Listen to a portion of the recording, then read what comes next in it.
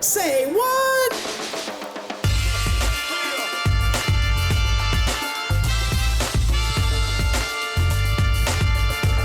Hello, beautiful people. Welcome back. It's time for Say What, where we hear from those connected to our industry about what's going on in our world of electrical apprenticeship. And this includes the topics that you've been suggesting. So please keep those coming. I'm your host, Cindy Sandifer. Thanks again for joining us today. I love getting to know you. I love meeting you all and interacting at various events, conferences, seminars, whatever moments we have together. And I love the opportunities to get to know each other better. So today's episode is super special because we are hearing from our buddy, Danny Van Sickle, the training director in Jacksonville, Florida. Danny, you're like a long friend. I feel like my friend, and to the ETA, to the industry. And I just want to know more about you. I know we've talked about you and your story and stuff, but will you just share with us, like, you're a training director, point A to now, like, how did you get here? What was it like? Your experiences, just all about you. I'd be glad to. I grew up in Northeast Florida. Just love the state of Florida. Fun fact, I currently live in Southeast Georgia. So I live just above the state line. So it's still in our Jacksonville jurisdiction because our jurisdiction goes up into Southeast Georgia. So I currently am a Georgia resident, but I'll always be a Florida boy. And I grew up in Northeast Florida. I am third generation IBEW. I had no interest in being an electrician though. I had, family that were, in the trade, all a part of IBEW, local union 177 here in Jacksonville, Florida. And I graduated high school and like a lot of people, I went to college, spent about a year in college, a couple semesters, and decided I wanted to get a job over the summer to kind of make some, good money. I wasn't sure if I was going to even go back to college, but I wasn't sure I was going to get in the apprenticeship either. I wanted to get a job, and it was easy to get because, I was very blessed. You hear Todd talk about it all the time, that there's certain advantages to having family and opportunities, and we want to give that to other people. I'm blessed that I knew right where to go. I knew right where to turn in my paperwork. I knew all that. I didn't have to hear at it from a high school, but not everybody has that opportunity. So that's just one way right off the bat that I was very blessed. But I got a job, and it was a larger job site. And man, I loved it. I loved being out there. Obviously, when you have family in the industry, you work around other people that worked around your family. So I learned quickly that if they ignore someone, that means they don't care for them a lot. But whenever they pick on them and play with them and say things about their granddad and tell you stories about their granddad, that means you're kind of accepted there. And I was on what I consider a large job site for our area. About 150 electricians were on the job. And man, I loved it. I loved everything about it. Like a lot of people, I'd worked in the service industry to make ends meet before that. So I knew what it was like to get up at 3 o'clock and open. I knew what it was like to stay till 2 o'clock in the morning and close. And man, I just loved Monday through Friday, 7 to 3:30. I knew where I was going to be. If I worked more than that, I was getting paid extra money to do it. I loved having my weekends off that I could just go and enjoy myself. And I was a very social person, and I just loved everything about it. I applied to get into the program, and it's crazy how things have changed since then with numbers. Here at the electrical training alliance in Jacksonville, we take in 2 classes a year, and we're running around 60 to 80, each class. So 60 to 80 in the summer, 60 to 80 in the winter. Whenever I first applied to get in this apprenticeship in 1993, I did not get in, and that's with family.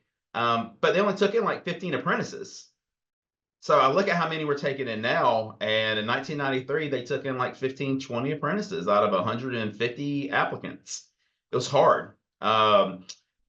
But before they were classified as CWs, they were called helpers. And it was just pretty much the norm here that you were going to work for a year in the trade before you got in. It was just the accepted practice. And so I did not get in my first chance. I only worked in the trade a couple months before I applied. I started working around February, and worked for a year as a helper on the job site. Applied to get into the apprenticeship the next year, and I got in. And so that was 1994. And I got into the apprenticeship, and I progressed, through the apprenticeship and worked on different job sites. And they transferred contractors a lot back then. So you would work for one contractor for a couple of years and work for another contractor for the other couple of years. And so I was able to, spend my full apprenticeship here. It was a 5-year program, and I finished in 1999. And when I finished in 1999, I was classified as a A-car journeyman wireman. It's funny, whenever I finished the apprenticeship, they had asked me to come back and teach. And I was like, man, I just got done going to school 5 years. I'm not interested in being up there 2 nights a week. You know, I was working for a really good contractor. And so the second year they asked me to come back and teach, I was working like 7/12s. So, 4 hours of overtime a day, 12 hours of overtime on Saturday, 12 hours of double time on Sunday. Now I was making really good money. We make a really good living, and I wouldn't have the time to come do it, even if I wanted to at that point. And the director asked me to come back and teach my third year. And I was like, you know what? It'll look good on a resume to say you're a teacher. I had no experience at teaching. I had no formal education. All I knew was what it was like to, go through the apprenticeship myself. And so I figured I'd do it for a year or two, and then I would move on. And my year or two plan turned into a 22-year plan. So it's amazing what life does to you. I taught 2 nights a week, and I worked during the daytime. So here in Jacksonville, we're a night school. So all of our students, including our teachers, they work full time during the day for a contractor, and then a teacher go to school 2 nights a week. And I did that, and man, I loved it. I loved being a part of it. At that time, I am now, but at that time, I wasn't a union officer. So, my way of giving back to the industry was helping out these young men and women that were coming through. And every once in a while, I'll see one of my students from that first year or two, and I tell them, guys, I'm sorry, y'all got the short end of the stick. I I didn't know. I remember my very first night, I had about 5 hours of lesson plan ready to go, and I was so nervous and I talked so fast. I was done in about an hour and a half. I was only about 26. I think the youngest person in there was like 23. There was like 6 people older than me in the class. And man, I feel so bad for them guys. But what I found, two things. Obviously, I was able to go to NTI the next year. And getting to go to NTI and just seeing the investment in the training that our national organization has available and that our local organization is willing to send us to.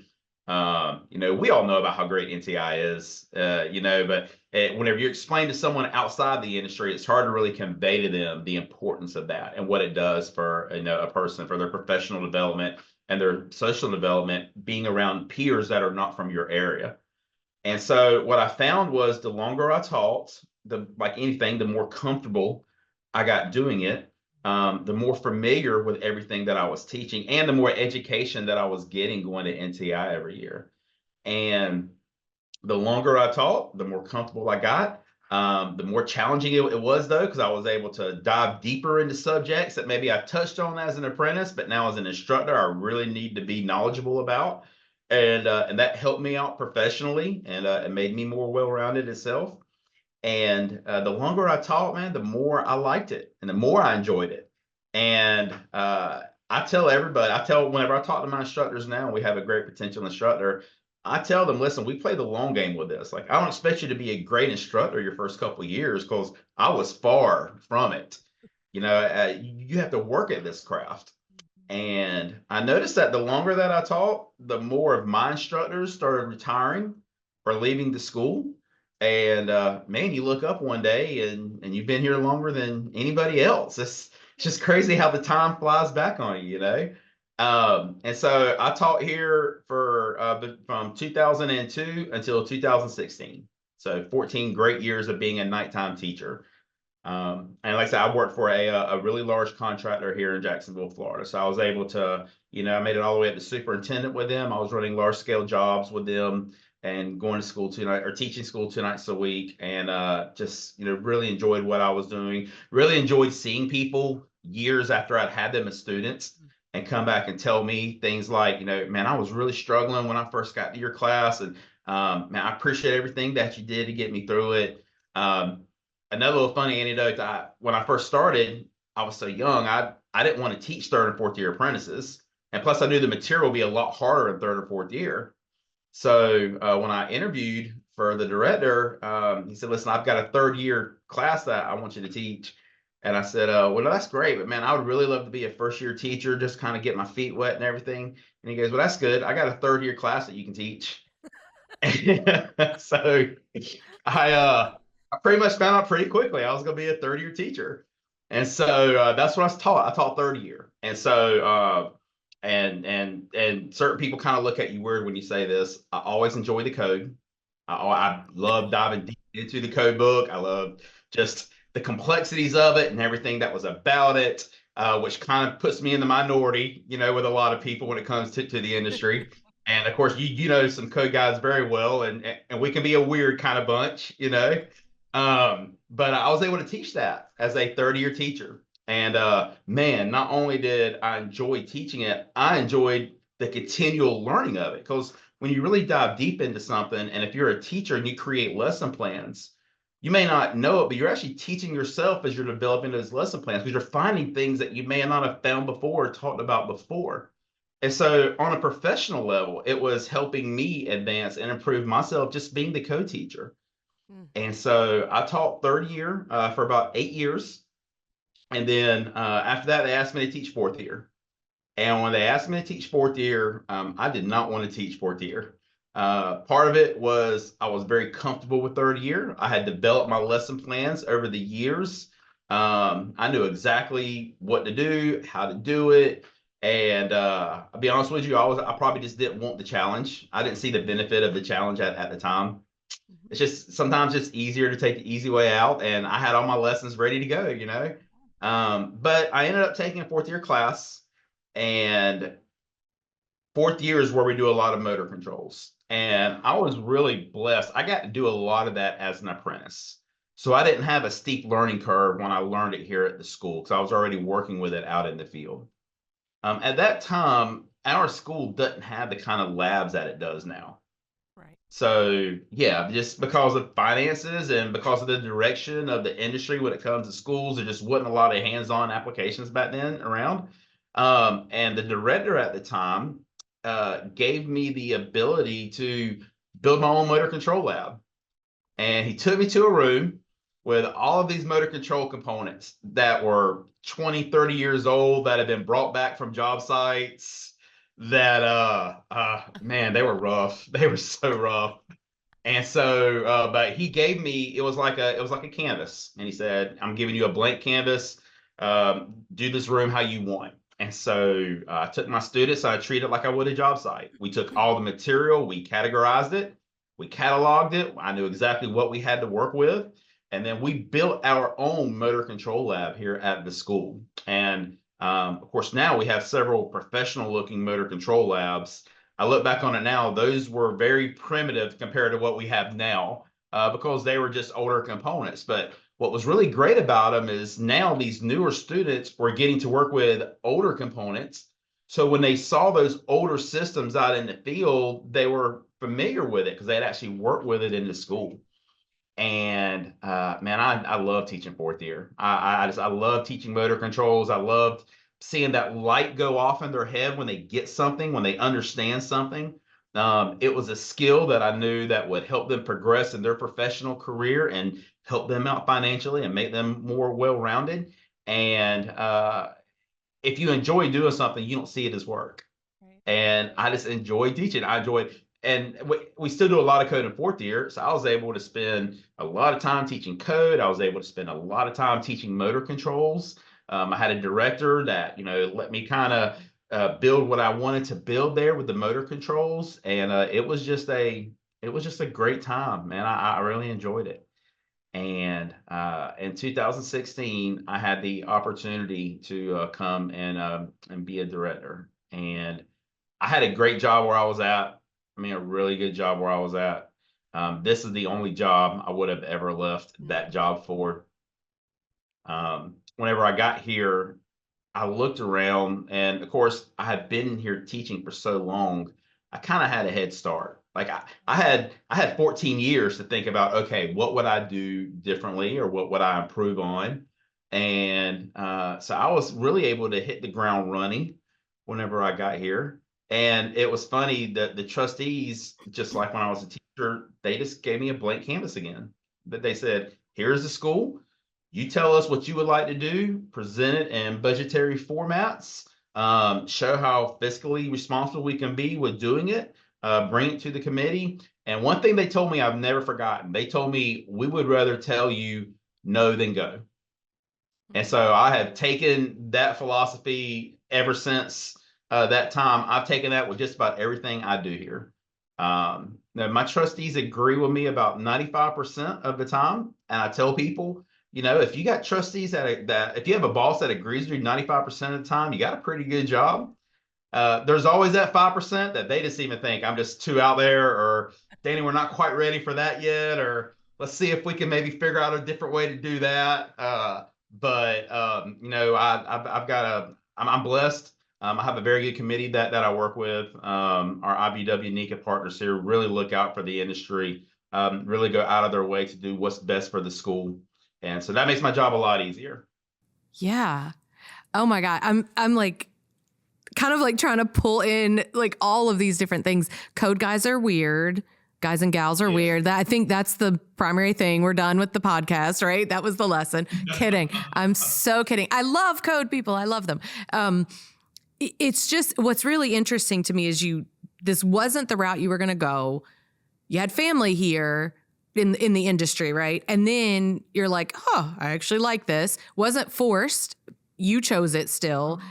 And then your family didn't cause you to get, I mean, I'm sure there was some advantages. There always are when you know people, and that's really how life is, right? It's who you know. But it didn't get you something super special where you were one of those 15 the first time you applied. You did have to go through, and that's good, right? You had to experience what anybody else would experience, no matter that you're, generational in the industry. But then, just to see your passion. I mean, when you're talking now, I mean, I can truly like feel it, like from the instructor perspective, especially just, being able to push yourself too. I love that you're like, didn't matter how many family members you had in the industry, didn't matter that you were doing great work. You admitted like, yeah, I don't know what I'm doing. I'm not great. I have to get better. We all do. And then you took it upon yourself to work to get better, whether it was NTI, talking to other instructors, that sort of thing. So I just think your progression is really, like, to me, it fits anybody, right? It's this idea of you got to start somewhere. You got to invest in getting better. Right. And knowing you're never going to be great when you first start something. Like, you might have a natural talent, but there's always somewhere to go. And then to see where you are now, my God, the trust that you and your committee and trustees have with each other. I mean, that right there, like, you can do anything.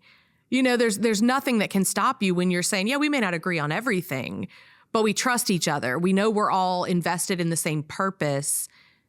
I mean, that right there, if we could all find that, wow, right? And we're really blessed in the fact that, our national organization has a lot of opportunities for you to meet other training directors, be it from NTI, or be it from regionals, or be it from the several committees that, I'm glad to serve on. And so it really gives you a good perspective of how things are in other areas. If I had never talk to anyone else and I was just here in my own little bubble, I would think that every apprenticeship is like this. Every apprenticeship should have this, and every apprenticeship can do that. And I've been able to go around the country and to talk to other directors. And anytime I talk to another apprenticeship director, I always try to see what positive I can take from what they say. In other words, what did they do that I haven't thought about yet that maybe I can help improve my program with? And I would like to think that some of the things we've done down here, when I talk about them, I'm not proprietary when it comes to those things. I want what's best for the industry. So I get other directors that see some of the things that we do, and they'll ask me, "Hey, can you send me a copy of those MOUs you created with those high schools, or can you tell me how you did this?" And I've never once not sent that out. And so it gives me a greater appreciation of the position that I'm in here when I talk to other directors who may have struggles with their committees. And I've got I only have to see my bosses one time a month, all right? Right. Um, but when I do, I got six of them.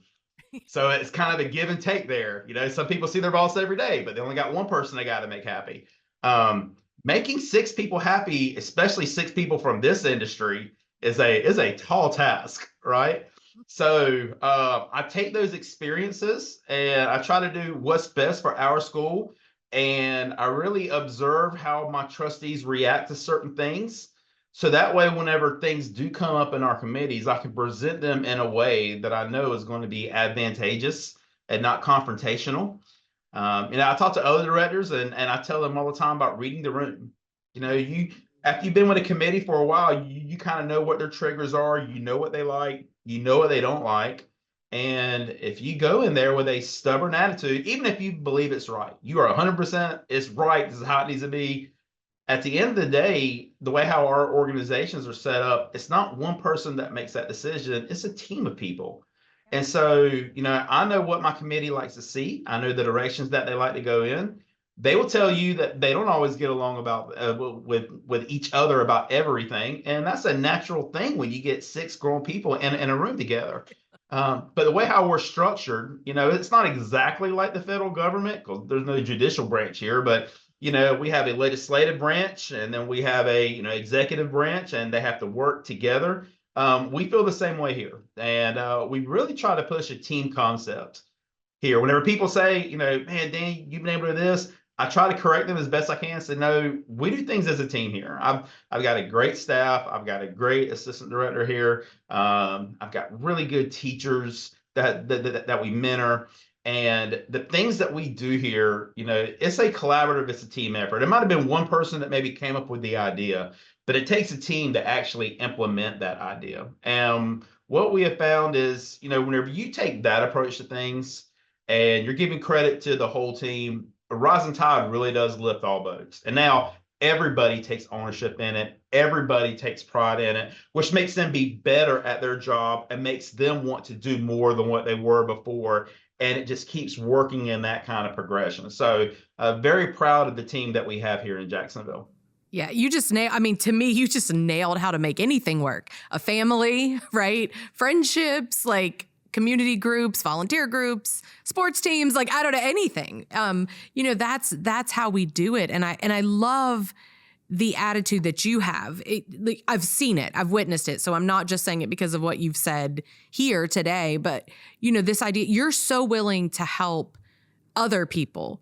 And I love that. I think that's one of the things that's so important, again, for anything, but I'm going to focus in on your current role as a training director, to have that support, because there's people that have been doing it a long time that still need, right? I don't care how long you've been doing it. You need that refresher. You need that networking and the connection piece. And then you've got the very new training director that's, sometimes feels like they're drowning, so to have people that can help. And I think that's essential, to have that team outside of. Yeah. Yeah. And really, I empathize with someone who doesn't have that team, because the role of the training director now is so much more than what it was when I came through the program. Whenever I came through the program, the training director was one that made sure all the paperwork was right, made sure that all your OJT was right, make sure that everything's official, make sure you get what you need to get, facilitate the school. And now the training director wears a lot of hats. I mean, we're dealing with young men and women who socially have issues. Younger people are more in touch with their feelings now than they've ever been. So whereas before people wouldn't have talked about it and maybe let it build up, they've been taught over the years to kind of talk about those things, and so it doesn't build up. And whenever a student comes here, the instructors and myself, they see us as those mentors, as those authority figures. So we get people that come and talk to us, and they're talking about some of their life issues, and they do it in the context of how it is affecting their job performance or their school performance, and they're concerned that it's going to adversely affect that. So we try to talk them through those things. If it's something that needs professional help, we definitely have avenues that we can send them down in that area. And we understand that people just need someone to talk to at times when they get here. So the training director and of course the teachers and the staff here, they wear a lot more hats than what they did in the past. And if you don't have a good team behind you, that can be very challenging.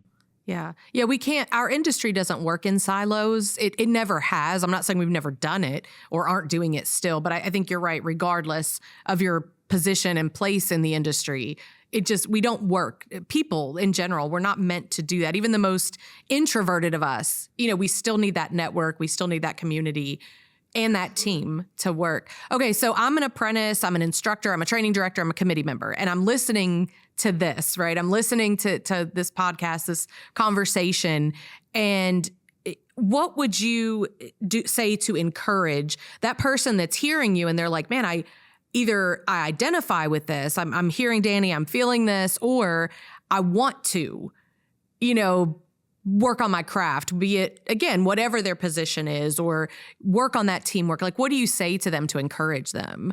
I would say to them to keep an open mind on everything. We, a lot of times, and especially, electricians like myself, you come up in a way of learning something, and then you think that that is the only way to do it because it works.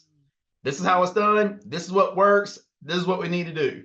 And I don't think, and I'll apply this to myself too. There are times when I was younger, I didn't have the most open of minds, and I look back on it now, and I think, there might have been some opportunities and things that I missed out on, and I have nobody to blame but myself for that. So I would tell people getting in, any of those positions now, keep an open mind about everything that you hear, and after you do the research and you look into it and you give it deep thought, if you still disagree with it later or you still want to do it a different way, there's nothing wrong with that. But don't short yourself that opportunity. If you're a training director and you hear something different than how you normally would do it when you're talking to another training director, don't just automatically cut it off and say, nope, that ain't going to work here. It might not work there, but give it a chance to work there. Collaborate, talk with your committee, talk with other apprenticeship directors. Say, hey, I don't think that can work here, but tell me how it worked there and let me see if maybe that would work here because it might be a good thing. Same way with committee members. Just because it's always been done that way doesn't mean that it needs to keep being done that way. Now, maybe it should be done that way because that's the right way. But that doesn't mean that it has to be done that way. And that doesn't mean that's the only way to do it. There are more than one way to do certain things. And what you don't want to do is have a closed mind and deprive yourself professionally or deprive your school the possibility of doing something that might enhance your school. I tell people, all the time, this school was here before I got here, for 75 years. Hopefully it'll be here 75 years after I leave. So nobody is bigger than the brand. We call it the brand here in Jacksonville. Nobody's bigger than the brand. The school is the brand. But what I want to do and what I've always wanted to do is leave it better than what I found it. And hopefully the person that takes over me takes the things that we've handed to them and they make it better after them. And I think if you kind of keep an open mind concept about what is best for the school, because in certain situations, what is best for the student body in the school may not be best of what you think is personally needs to be done, right? But you need to have a very selfless attitude when it comes to that and say to yourself, what can I do to make a better learning experience for my students here?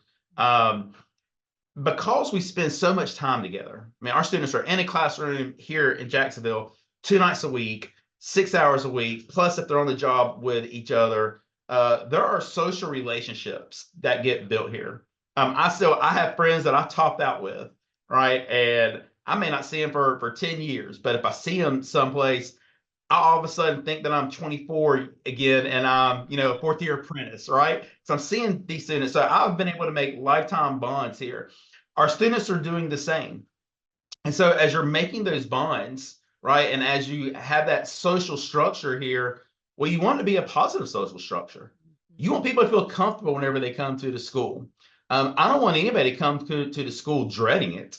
I never dreaded it. I never said, man, I'm so glad when the school is over. That I want to finish the school so financially I can make more money? Of course. I mean, who doesn't? But I never said to myself, man, I can't believe I got 3 more years. I hate going. No, I enjoyed coming here as a student. I had great times here as a student. I had great experiences with the guys that were in my class. And so I always try to make it a point to walk around my property at night.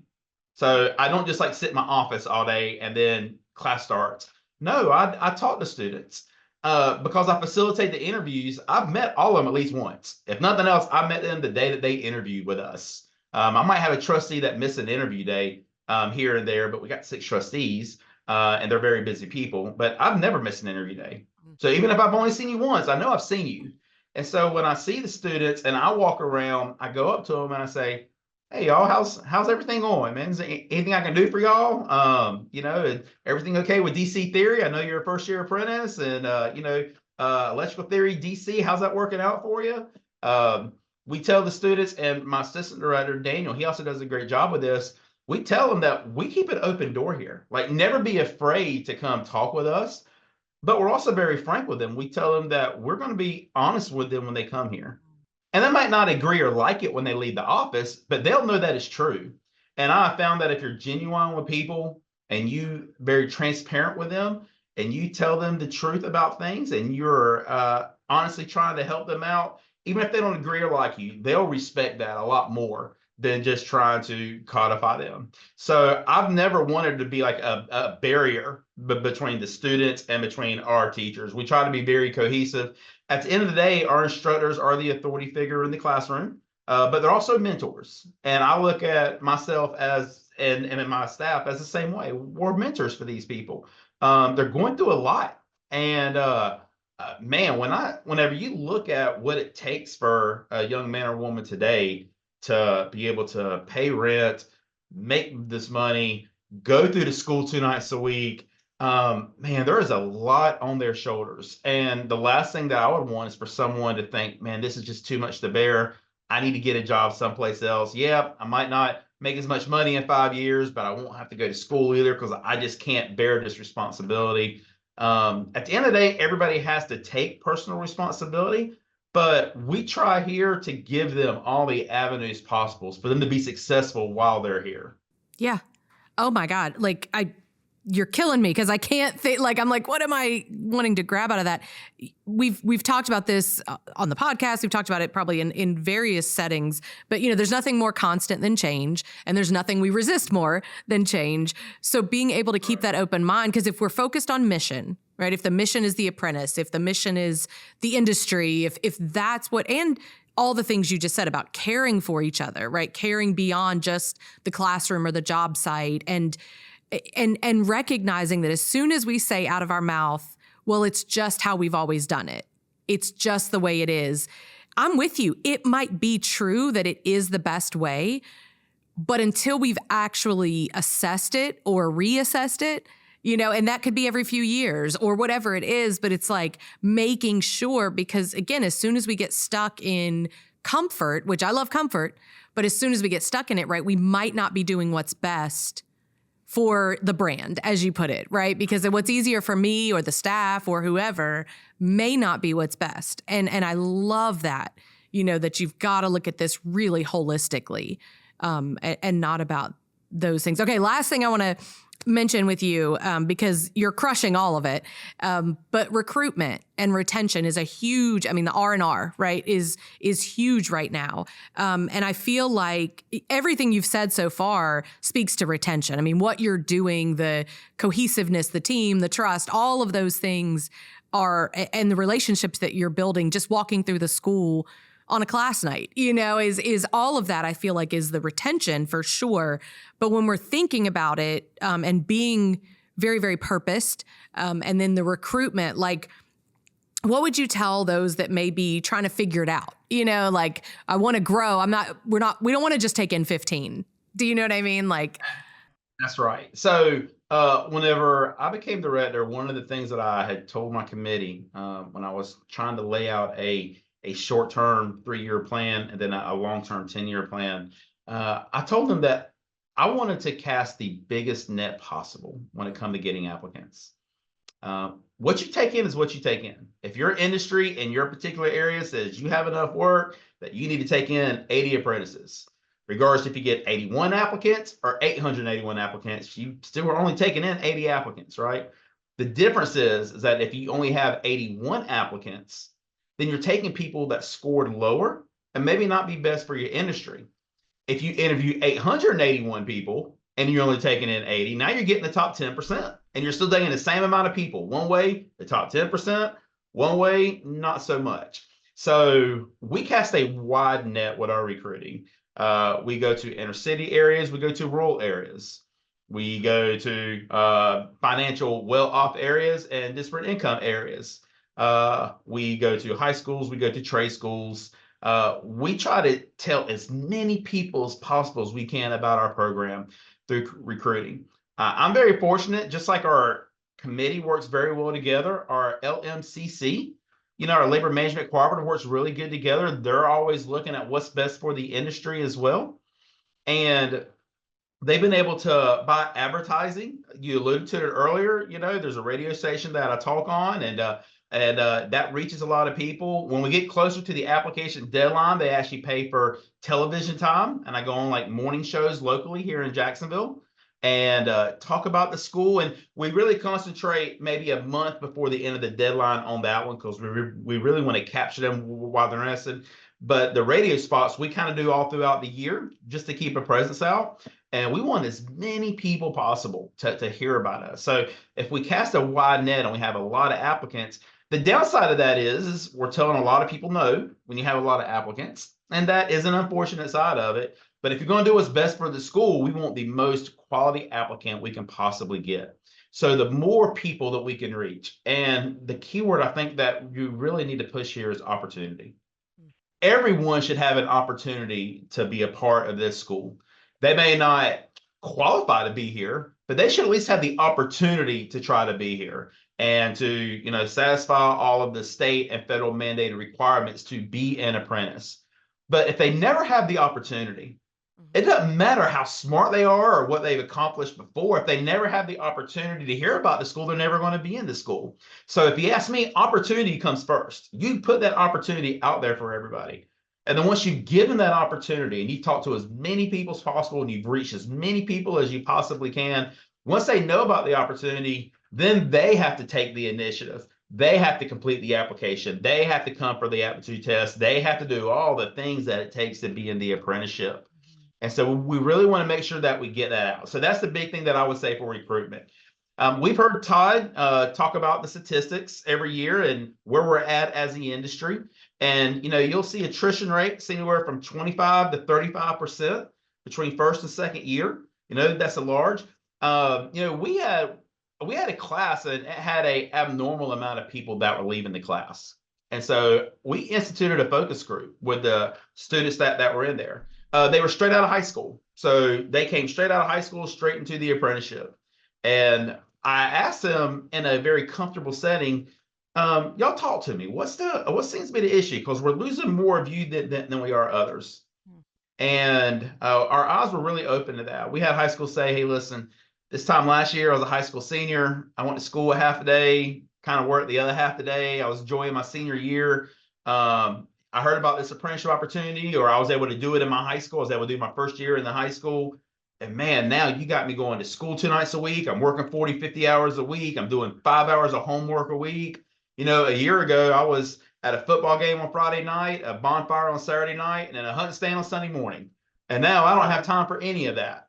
And so what we learned is that time management is a big obstacle for people navigating that on the retention side. So we try to talk about those things. As we're talking to our high schoolers, we're telling them, hey, listen, if you decide to get into our program, it's not impossible, but just you need to know that there's a lot of time that you're going to have to put into this.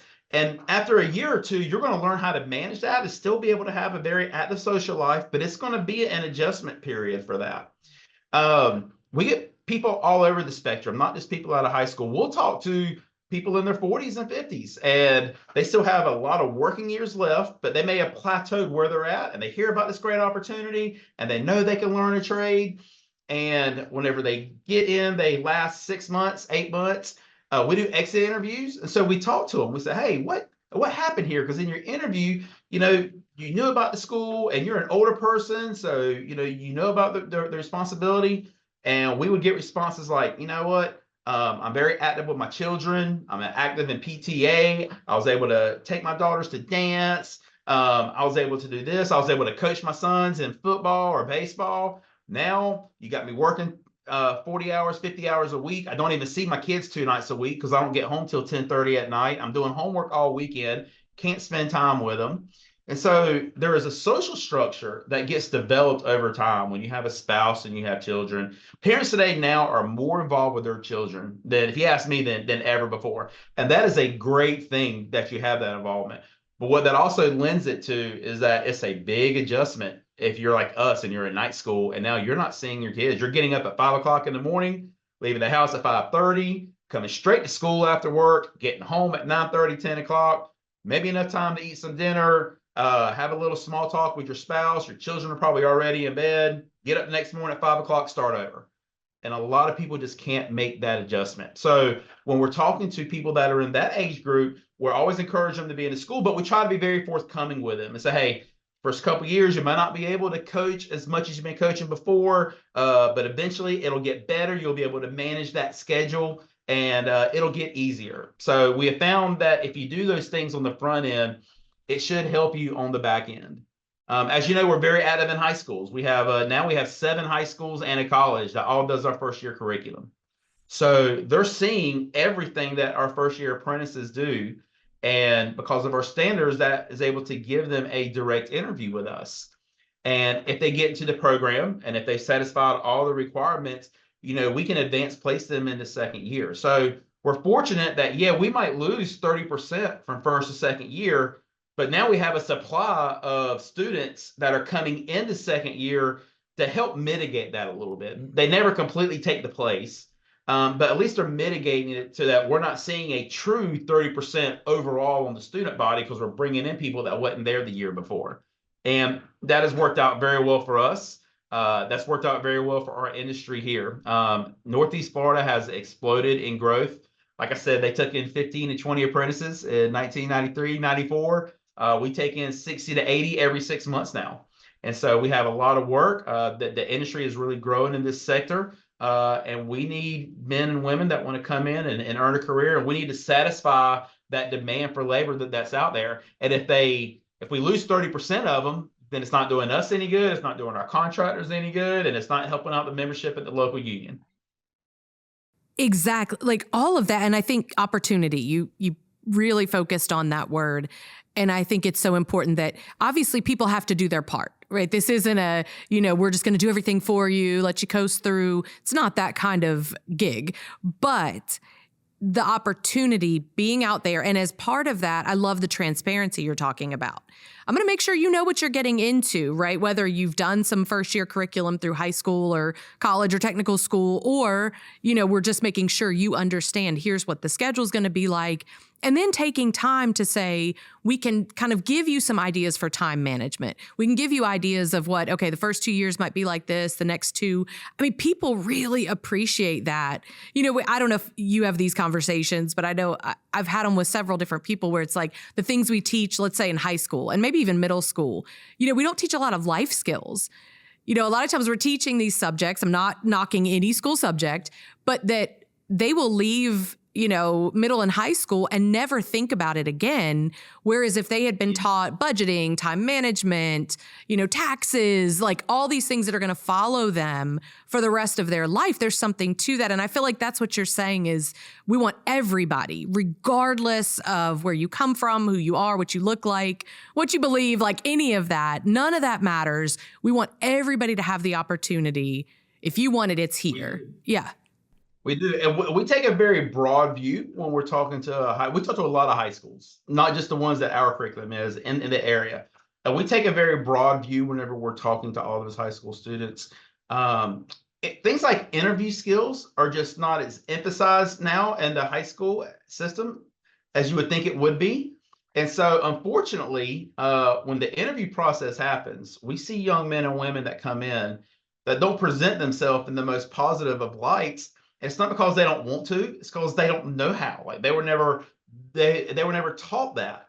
And so being involved in high schools gives us the opportunity to tell these young people, listen, even if you don't want to be an electrician, if you want to go to a different trade, if you want to go to college, at some point though, you're going to have to interview.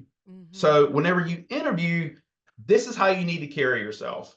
This is the body language that you need to project whenever you get inside that setting. So we may never see them, but if me giving them some advice like that helps them get another job that they enjoy like I enjoy mine and that they can make a great life career out of, then that still makes me feel good, even if they're not coming to our school. Talking to high schools gives us great opportunities to talk about things like social media and branding. And we tell them, what you post on Friday night might not be the best thing to show everybody. So your social media accounts are out there. Companies, businesses, corporations, they look at these things whenever they hire you. You're representing those brands. We use names like Louis Vuitton and Jordan. If you hurt that brand and you hurt their bottom line, then they have to take actions accordingly. So your name is your brand. And you always want to promote your name. You want your name to be in the most positive light. Whenever you're wearing that shirt that says IBW on it, you're representing IBW. Whenever you are driving that service truck that has a contractor's name on the side of it, you're representing that contractor. And our contractors obviously want to be represented in a positive light, just like our local union does. And you can't just start that whenever they're 7 or 8 years into it, because by then, a lot of times, the damage may have already been done, because whenever you're 17, 18 years old, you really haven't matured to the point that you're thinking about the long-term ramifications of what you put on your social media account. So we try to tell them at a younger age, when they're 15 and 16 and 17, hey, these are some considerations you might want to think about. Social media is here. It's not going anywhere. It might be in a different form or a different platform, but it's not going anywhere. And I would hate to see a young man or woman not get that opportunity with us or someplace else because of something that they put on their social media. And the internet is written in ink. So once it's there, it's there. So we really try to push that. And that is more of a social aspect of it. But like I say, here at the school, we're not just an educational facility. We take a social aspect when it comes to our students, because we want what's best for them. And if they end up coming with us, all the more better. If they get a job someplace else and these little small pieces of advice about interviewing and social media helps them get the job of their dreams, then I'm just as happy for them. And that's it. I love it so much. The passion that's transferred into looking at the whole person. It's the whole, like, however everybody says it different, like mental, physical, emotional, spirit, soul, body, whatever you want to say. It's like, this is a human being, right? And I want them to be their best, and to be able to transfer that. Danny, I cannot thank you enough for sharing you. You are fantastic. And you sharing all of this with us, I feel confident, at least because it made me feel better. Like, I feel better. I feel more like I feel empowered. I feel ready to go do a better job. And, and I think that others are going to feel that too. And don't be surprised if you don't get some emails and phone calls from people looking to reach out. My information is out there, and people, they definitely know how to get a hold of me. And our website, etajax.org, we got pictures, videos. If someone is just in internet land and they happen to come across this podcast someplace and they say, man, I live in Northeast Florida and this is something I really want to do, go to that website. And if you live in another part of the country, just go to your favorite search engine and just put in IBEW NECA apprenticeship, and we want you to apply there. And I really thank you for this opportunity to be able to speak about these things. And hopefully this can be a help to other training directors and to other JATCs around the country. And like I said, we keep an open mind here. So if anybody were to contact me and maybe tell me about some of the things that they do that they think might make us more successful, I would be glad to hear those things. And I was glad to be a part of this and do anything I can for the Electrical Training Alliance. There is no doubt. There is no doubt how true that is. Thank you so much. So much, Danny. We really appreciate you. You got it. Oh my goodness. I feel so energized right now, and I'm hoping you do as well. Danny is fantastic. And Danny, I appreciate you. Thank you for spending time with us, for sharing your story, your experiences, your relentless efforts to serve our industry and people. It's wonderful. And I love your willingness to help anyone who asks for it. So thank you again for such a great time. Big thanks to you, the listeners, for joining us, for suggesting things that we should be chatting about. We do want to hear from you. So send those ideas, suggestions, offers to come on and join us to SayWatt, SayWatt, at electricaltrainingalliance.org. Our next episode will drop in December, where we're closing off 2024. Can't believe it. Until then, stay connected with us through our newsletter, social media. Make sure to subscribe to this podcast. And let's stay powered up. We'll see you next time. Say what?